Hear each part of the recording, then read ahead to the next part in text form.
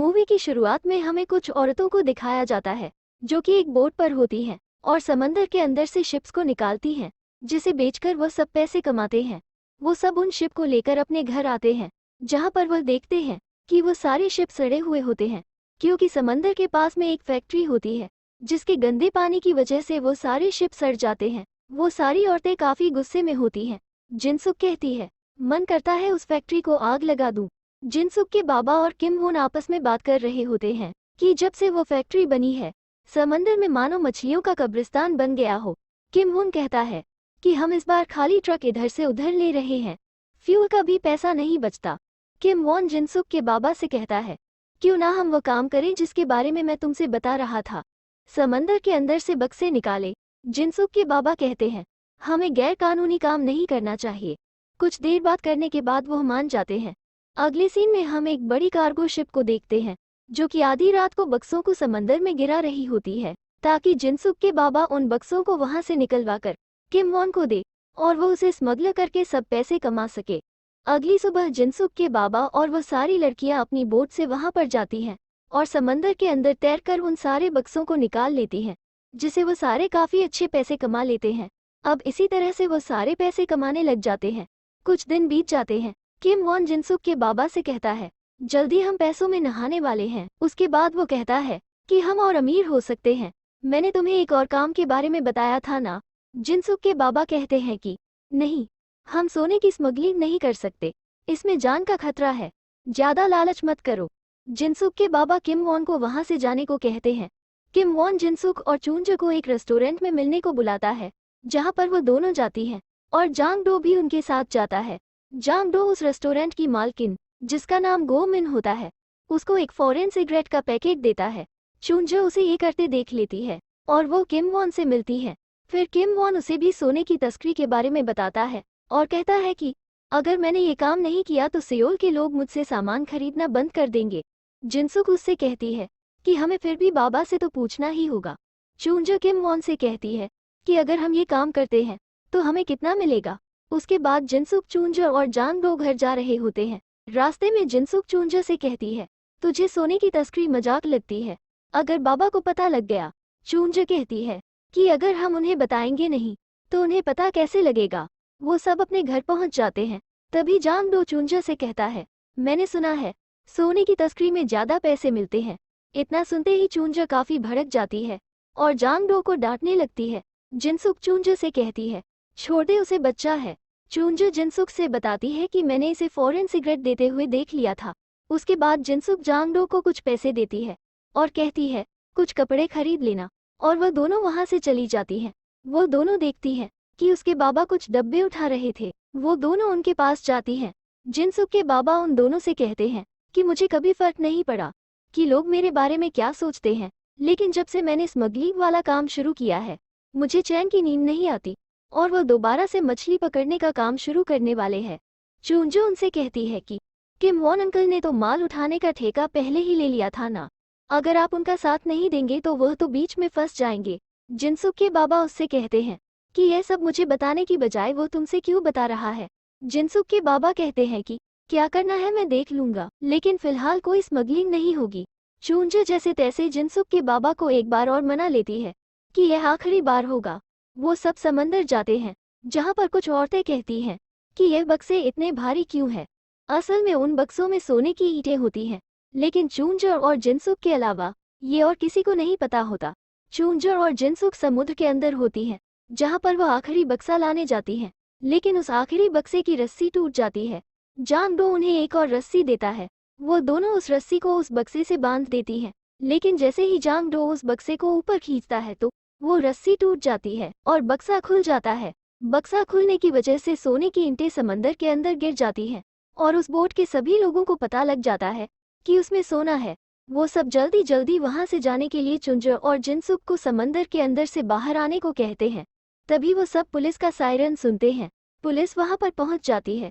वो सब वहां से भागने लगते हैं, लेकिन उनकी बोट का लंगर समंदर के अंदर एक पत्थर में फंस जाता है, जिसकी वजह से वो सभी उस लंगर को खींचने लगते हैं। उस लंगर की रस्सी टूट जाती है, जिसकी वजह से जिनसुक का भाई एक जाले के साथ समंदर के अंदर गिर जाता है। जिनसुक के बाबा अपने बेटे को बचाने के लिए पानी में कूद जाते हैं, लेकिन जिनसुक का भाई एक जाले से फंसा होता है और वह दोनों बोट के इंजन में फंसकर मर जाते हैं। वहां पर पुलिस आ जाती है। उन सबको सोने की तस्करी के जुर्म में सबको गिरफ्तार करने लग जाते हैं। चून्य छुप जाती है और चुपके से समंदर के रास्ते से वहां से भाग जाती है। 6 महीने बीत जा चुके होते हैं। उनके शहर में चून्य को लेकर रूमर्स होते हैं कि चून्य ने ही कस्टम को खबर दी थी। सबके अंदर चून्य के लिए काफी नफरत भरी होती है। अगले सीन में हमें 2 साल बाद दिखाया जाता है। चून्य कुछ सामान लाती है और कहती है कि यह समंदर पार का है और कुछ औरतों को बेवकूफ बनाकर उनसे पैसे कमाती है। तभी वहां पर कॉप्स आ जाते हैं। हमें मिस्टर क्वॉन को दिखाया जाता है जो कि उस एरिया का नया डिटेक्टिव होता है। वह चून्य से कहता है, एक तो तुम मेरे कस्टमर चुरा रही हो, ऊपर से पैसे भी नहीं देती। अगर सारा हिसाब जोड़ा जाए तो $18,000 में सुलझ जाएगा। चून्य कहती है कि मैं इतने पैसे इतनी जल्दी कैसे लाऊं। क्वॉन उसके सिर पर एक ब्लेड मार देता है जिससे उसे काफी खून निकलने लगता है। चून्य काफी घबराई हुई होती है। क्वॉन उसके हाथ काटने वाला ही होता है। तभी चून्य कहती है कि तुम बुसान पोर्ट पर ब्लॉक्ड हो, जिसकी वजह से तुम्हारा धंधा आगे नहीं बढ़ पा रहा और इसीलिए तुमने मुझ जैसी पिद्दी को दबोच रखा है। और कहती है कि सब जानते हैं कि उस पोर्ट पर स्मगलिंग करना इम्पॉसिबल है। मैं तुम्हारे इस काम में मदद कर सकती हूँ। कौन मान जाता है। अगले सीन में हमें जिनसुक और उन्हीं औरतों को दिखाया जाता है जो कि कुछ बक्सों को उठा रही होती हैं। ऊपर से एक बक्सा गिर जाता है जिसकी वजह से एक औरत पीछे को भागती है और वह गिर जाती है जिसकी वजह से उसके पैर में काफी चोट लग जाती है। इधर चून्य गोमिन के रेस्टोरेंट में जाती है। गोमिन चून्य से कहती है कि तुझे पता है ना तेरे बारे में यहाँ क्या अफवाह फैली है। चून्य कहती है कि मैं हर जगह की खबर रखती हूँ और कहती है कि मैं सोल से यहाँ एक बड़ी डील लेकर आई हूँ, लेकिन मैं यहाँ पर किसी पर भरोसा नहीं कर पा रही, इसलिए मैं यहाँ आने के बाद तुमसे मिलने चली आई। गोमिन कहती है, अगर यह बात है तो क्या इसमें मेरा भी कोई हिस्सा होगा। चून्य कहती है कि तू चून्य से बात कर रही है। अगले सीन में हमें जिनसुक और कुछ औरतों को दिखाया जाता है जो कि अपने काम के बदले पैसे मांग रही होती हैं, लेकिन वह लोग उन्हें काफी कम पैसे दे रहे होते हैं। तभी वहां पर जंगडू आ जाता है। जंगडू देखने में काफी अमीर लगता है। असल में जंगडू जिनसुक के बाबा की बोट पर कब्जा कर लेता है जिसकी वजह से वह काफी अमीर बन गया है। अगले सीन में हम पार्टी को देखते हैं जहां पर जंगडू और चून्या होते हैं। चून्या जंगडू से कहती है, तू तो एकदम साहब बन गया। कौन कहेगा कि तू 2 साल पहले एकदम सड़क छाप था। जंगडू कहता है, मुर्दे फिर उखाड़ने लग गई। चून्या उसे साजन क्वॉन के बारे में बताती है कि वह अपना काम आगे बढ़ना चाहता है जिसमें वह यहाँ की समंदर का रास्ता चाहता है। कुछ देर बात करने के बाद उनमें डील हो जाती है। चून्या क्वॉन को फोन करती है और कहती है, तुम यहाँ आकर जगह को देख लो। अगले सीन में चून्या गोमिन के साथ रेस्टोरेंट में बैठी हुई होती है। तभी वहां पर एक पुलिस वाला आ जाता है। चून्या उसे देखकर वहां से निकल जाती है। तभी एक मोटी सी औरत जिसका नाम यांग होता है वह उसे देख लेती है और जिनसुक को बता देती है कि चून्या वहां पर वापस आ गई है। जिनसुक तुरंत वहां से जाती है और देखती है चून्या जंगडू के साथ बैठी हुई होती है। वह उसे एक थप्पड़ मारती है। इसके बदले में चून्या भी उसे एक थप्पड़ मारती है। उसके बाद जिनसुक उससे कहती है कि उस दिन कस्टम को बुलाने वाली तू ही थी, है ना। चून्या कहती है कि तू मुझे नहीं जानती क्या। जिनसुक सभी औरतों से कहती है कि मुझे बिना पूछे कोई इसके साथ काम नहीं करेगा और सभी औरतों को लेकर वहां से चली जाती है। जंगडू चून्या से कहता है, इन औरतों के बिना ये काम मुश्किल ही नहीं नामुमकिन है। तुझे पहले अपने रिश्ते सुधारने होंगे। अगले सीन में चून्या मिस्टर क्वॉन से मिलती है और डील के बारे में बात करती है। क्वॉन कहता है कि मैंने सोचा था कि यह छोटा सा गांव होगा, लेकिन यहाँ तो अयाशी की हर चीज है। अगली सुबह वह सब एक बोट पर समंदर में जाते हैं। क्वॉन कुछ खा रहा होता है और उसके पैक पर सॉस गिर जाता है जिसे चून्या साफ करने लगती है। जंगडू ये सब देखकर कहता है कि लगता है तुम दोनों काफी करीब हो। कुछ देर बाद वह सब उसी जगह पहुंच जाते हैं जहां पर वह बॉक्स गिराए जाते हैं। जंगडू क्वॉन को बताता है कि यहाँ पर फैक्ट्री बनने की वजह से कोई मछलियाँ नहीं बची, इसीलिए यहाँ पर कोई मछुआरे नहीं आते। पानी साफ होने की वजह से बॉक्स ढूंढने में काफी आसानी होती है।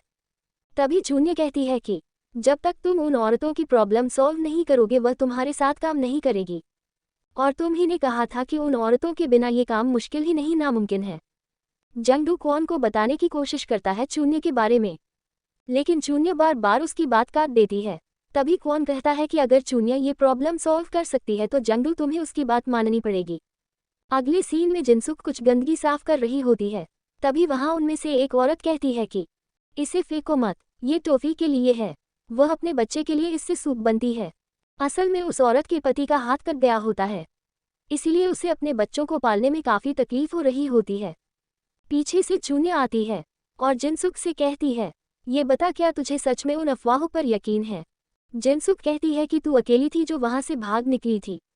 अगर तू नहीं तो कस्टम को किसने कॉल किया था? चून्य उसे बताती है कि जब मैं 17 साल की थी तब मैं लोगों के घर में काम किया करती थी और एक दिन एक घर के मालिक ने मुझ पर रेप करने की कोशिश की।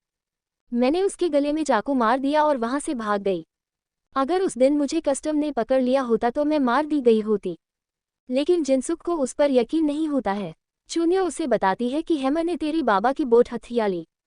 इससे अच्छा है तुम मेरे साथ काम करो, कब तक ये भिखारी की तरह जीती रहेंगी। जिनसुक एक चाकू उठाती है और उसके गले पर रख देती है और कहती है मेरे काम में दखलंदाजी मत कर, और वहां से जाने लगती है। चून्य उसे कहती है कि मैं गोमिन के कैफे में मिलूंगी। अगले सीन में हम एक औरत को देखते हैं जो कि समंदर के अंदर एक ऑक्टोपस जैसी चीज को पकड़ रही होती है। तभी पीछे से एक शार्क उसकी टांग खा लेती है। जिनसुक उसे हॉस्पिटल लेकर जाती है। सारी औरतें बात कर रही होती हैं कि पहले उसके पति का हाथ चला गया और अब उसका पैर भी। अगले सीन में जिनसुक चून्य से मिलती है। इसके बाद चून्य उससे कहती है कि मैं मिस्टर क्वॉन से बात करूंगी कि टिफी के इलाज के पैसे पहले दे दिए जाएं। जिनसुक कहती है कि मैं सारे बॉक्स खोलकर देखूंगी, उसके बाद मैं उस हिसाब से पैसे लूंगी और जो भी मीटिंग होगी मैं उसमें शामिल रहूंगी। अगले दिन उन सभी लोगों की मीटिंग होती है। तभी 2 पुलिस वाले उन्हें देख लेते हैं और चून्य को भी, और कहते हैं कि मिस्टर क्वॉन अब हमारी झोली में। अगले सीन में ली जंग जो कि कस्टम का ऑफिसर होता है, वह गोमिन के रेस्टोरेंट में रेड मार देता है। गोमिन उससे कहती है कि मुझे नहीं पता था कि यह सामान स्मगलिंग का है। वह कहती है कि मुझे आप छोड़ दे, उसके बदले में मैं कुछ भी कर सकती हूँ। ली जंग उससे पूछता है कि चून्य यहाँ क्यों आई थी। गोमिन कहती है कि मैं बस थोड़ा कुछ सुना था, शायद वह 7 तारीख को टर्टल आइलैंड से बक्से निकालने वाली हैं। 12 बजे 7 तारीख आ जाती है। ली जंग अपने ऑफिसर्स को लेकर पहुंच जाता है। तभी उनमें से एक ऑफिसर उससे पूछता है कि सर हम 2 घंटे पहले क्यों आ गए। ली जंग कहता है कि हो सकता है कि वो प्लान बदल दें। वह सब अपनी बोट लेकर पहुंच जाती हैं। तभी सायरन बजाता है। ली जंग कहता है कि सभी लोग अपने हाथ ऊपर करो। अगले सीन में चून्य अपना पूरा प्लान गोमिन और जिनसुक को पहले ही बता देती है और सुबह 7 बजे ही वह सारे बक्से निकाल लेती है। क्वॉन चुंजा से कहता है वहां तुम्हें एक सूटकेस मिलेगा जो कि एक रुमाल से बंधा होगा, उसे तुम्हें मेरे पास लाना है। इसके बारे में किसी और को पता नहीं होना चाहिए। ली जंग अपने कस्टम ऑफिसर्स के साथ वहां आ जाता है और उनकी बोट पर ढाबा बोल देता है, लेकिन उसे वहां शिप के अलावा और कुछ भी नहीं मिलता। इस तरह बड़ी सफाई से चून्य स्मगलिंग का काम संभाल लेती है। उन सब की सक्सेस के बाद वह सब पार्टी करते हैं। क्वॉन जंगडू से कहता है हमें अभी और बड़ा हाथ मारना है, अपने बंदों का ध्यान रखो, ज्यादा पैसे उड़ाकर वह लोगों का ध्यान अपनी ओर ना खींचे और अपने आप को जलील मत होने दो। जिनसुक अपने हिस्से के कुछ पैसे उसे आदमी को दे देती है जिसका हाथ कटा हुआ होता है और वहां ली जंग आ जाता है। अगले सीन में क्वॉन चून्य से कहता है कि तुम जंगडू को कब से जानती हो? तुम्हें लगता है कि इस मिशन में तुम थी, इसलिए कस्टम हमारे पीछे थी, लेकिन जंगडू धोखेबाज निकला। चून्य कुछ फोटोज देख रही होती है जहां जंगडू ली जंग से मिलता है। क्वॉन चून्य से कहता है तुमने वक्त पर प्लान बदल कर अच्छा किया, लेकिन क्या तुम इसके बारे में पहले से जानती थी? चून्य कहती है मिस्टर क्वॉन क्या आप मुझ पर शक कर रहे हैं? क्वॉन कहता है कि मुझे तुम पर शक करने की जरूरत नहीं, बस मुझे योजना में कुछ चेंज करने हैं, तुम बस उन विमेन के साथ आगे बढ़ती रहना। चून्य पूछती है अब जंगडू का क्या? क्वॉन कहता है कि पता नहीं वह जिंदा बचेगा भी या नहीं। इधर जंगडू अपने चमचों के साथ क्वॉन को मारने का प्लान बना रहा था और कहता है आसपास के गांव में जितने भी अच्छे फाइटर हैं उनको बुला कर लाओ।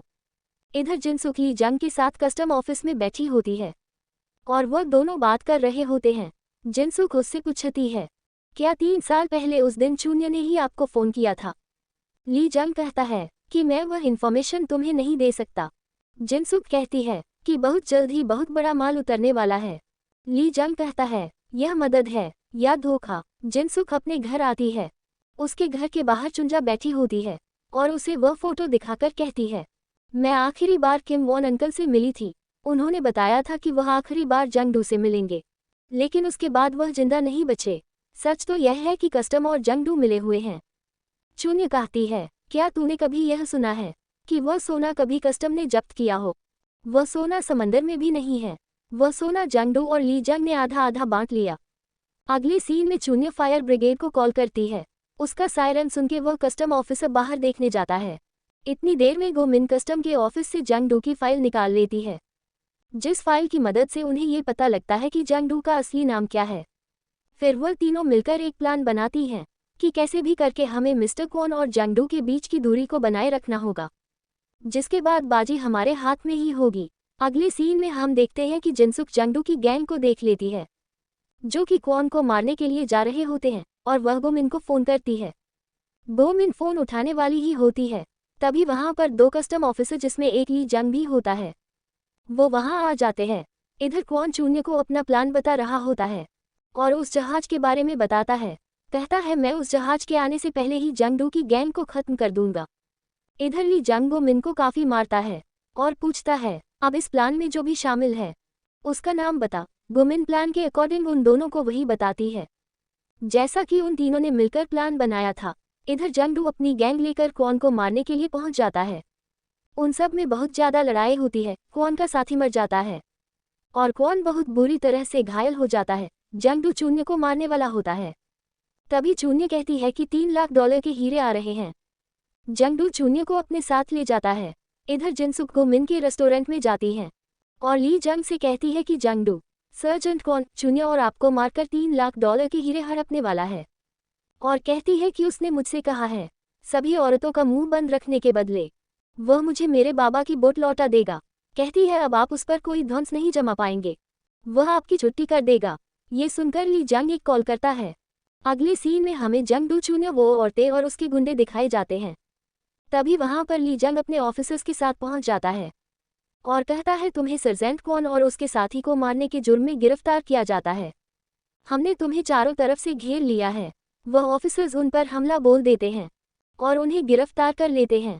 तभी ली जंग उनके हेड ऑफिसर से कहता है मुझे इनसे कुछ पूछताछ करनी है, उसके बाद मैं इन्हें आपके पास भेज दूंगा। वह उसकी जेब में एक रोलेक्स की वॉच डाल देता है। उसके बाद ली जंग जंगडू को एक पंच मारता है और कहता है अपनी तिजोरी का कोड बता। तभी हमें एक रात पहले का क्लाइमैक्स दिखाया जाता है, जहां पर गोमिन चून्य और जिनसुक तीनों मिलकर उस तिजोरी में उसी फाइल को रख देती हैं जो उन्होंने कस्टम के ऑफिस से चुराई थी। गोमिन कहती है मेरे बर्थडे के दिन जंगडू ने मुझे इसका कोड बताया था। अब जब ली जंग उस तिजोरी को खोलता है तो उसे वही फाइल मिलती है। ली जंग उससे पूछता है कि यह क्या है। तभी गोमिन रोने का नाटक करती है और कहती है कि बाबू मेरे पास और कोई रास्ता नहीं था, जंग ली ने मुझे धमकी दी थी, इसीलिए मैंने सब कुछ सच बता दिया। ली जंग कहता है तूने ही इसे ये फाइल चुराने को कहा था है ना। उसके बाद वह सभी औरतों से कहता है हम अभी वहां जाएंगे। चून्य कहती है हम वहां उतर नहीं सकते, वहां शार्क्स होती हैं। ली जंग जबरदस्ती सबको लेकर वहां जाता है और वह सभी औरतें पानी में कूद जाती हैं। उनके पीछे से कुछ गुंडों को भी ऑक्सीजन मास्क के साथ भेज देता है और कहता है उनमें से कोई भी औरत बाहर नहीं आनी चाहिए, उन सबको पानी में ही मार दो। और जंगडू से कहता है सुबॉक जो कि एक कस्टम ऑफिसर होता है उसे मार दो। जंगडू सुबॉक को मारकर पानी में फेंक देता है। गोमिन ये सब देख लेती है, लेकिन ली जंग गोमिन को गन दिखाकर कहता है अपना मुंह बंद रखो। वह सभी आदमी पानी के अंदर जाते हैं। सभी औरतें एक एक करके आदमियों को मारने लगती हैं। तभी वहां पर एक शाखा जाती है। चून्य को डायमंड वाला सूटकेस मिल जाता है, लेकिन उसके पीछे आदमी आ जाता है। चून्य उसके हाथ में एक खरोच मार देती है, जिससे उसे खून निकलने लगता है। शार्क एक आदमी को खा लेती है। उसमें से 3 औरतें बाहर आती हैं, जिसे देखकर ली जंग कहता है कि यह औरतें अब भी बाहर कैसे आ रही हैं, और उन पर सूट करता है, लेकिन गोली किसी को नहीं लगती। गोमिन कहती है तो तुम मुझे भी मार डालोगे, और कहती है मैं तुम्हारी जान ले लूंगी, और उसे लेकर पानी में कूद जाती है। गोमिन को स्विमिंग नहीं आती, इसलिए वह डूबने लगती है। तभी वह औरतें गोमिन को लेकर ऊपर आती है और ली जंग को अंदर ही डूबा देती हैं। जिनसुक डायमंड का बॉक्स लेकर ऊपर आ ही रही होती है, तभी जंगडू उसके पैर में चाकू मार देता है। उसे खून निकलने लगता है।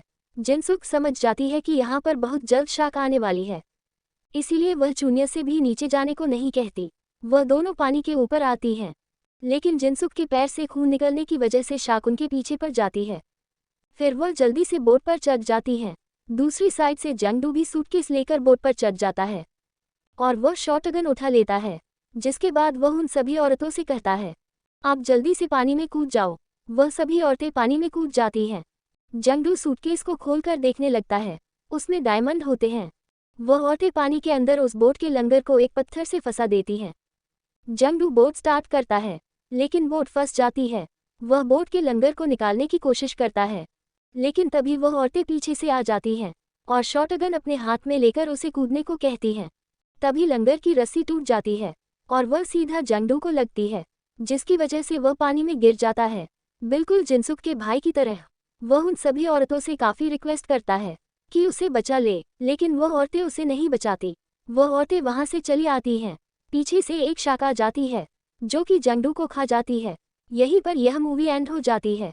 दोस्तों, यह एक्सप्लेनेशन वीडियो आपको कैसी लगी हमें नीचे कमेंट सेक्शन में ज़रूर बताएं और हमारे चैनल को ज़रूर सब्सक्राइब करें।